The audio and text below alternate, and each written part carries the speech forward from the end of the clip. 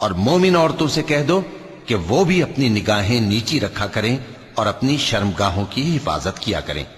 اور اپنی آرائش یعنی زیور کے مقامات کو ظاہر نہ ہونے دیا کریں مگر جو اس میں سے کھلا رہتا ہو،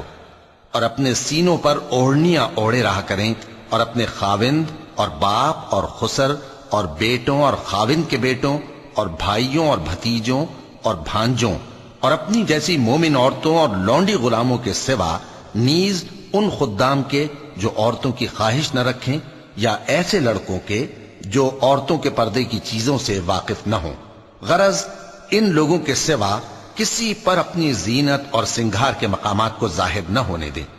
اور اپنے پاؤں ایسے طور سے زمین پر نہ مارے کہ جھنکار کانوں میں پہنچے اور ان کا پوشیدہ زیور معلوم ہو جائے۔ اور مومنوں سب اللہ کے آگے توبہ کرو تاکہ فلاح پاؤ۔